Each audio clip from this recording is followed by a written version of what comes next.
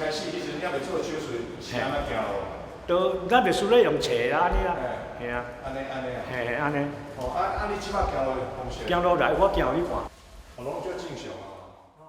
示範當時關節炎發作時痛到寸步難行的樣子，不光只是工作受影響，就連日常生活也大大受限。建築工王先生上個月來到迎新醫院看診，接受骨科醫師陳俊良手術治療後，目前已經順利回到工作崗位。30日特別來到記者會現場，感謝迎新醫院再造之恩。為了真成功，真順利，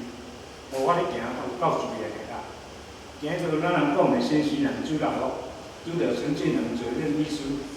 我而且也真感謝咱迎新病院院長推薦這個機會，甲陳俊良主任醫師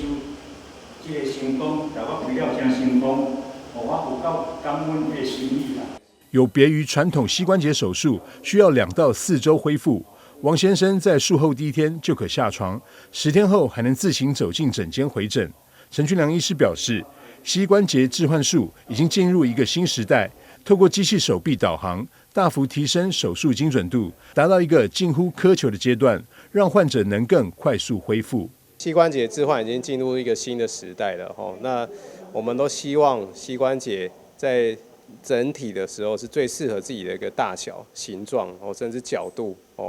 這些傾斜角旋轉的角度都很大影響這個人工膝關節的一個功能。過去傳統靠醫師的經驗、手術中的判斷，其實還是有一點點不足的地方。現在都可以靠這些機器手臂讓我們的整個手術的精準度大幅的提升，就是說做到近乎苛求就是追求完美的一個人工膝關節。現在靠機器手臂可以好好的帶領我們，不管你是年輕一點的醫師甚至資深一點的醫師，都可以在這套系統上獲得很好的一個結果，讓我們的病人更快的恢復甚至可以不需要拐杖，不需要助行器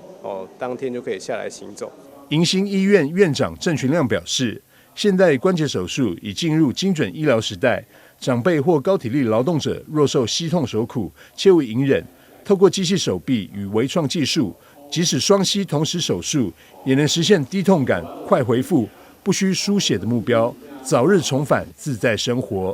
台南新聞張碩維採訪報道。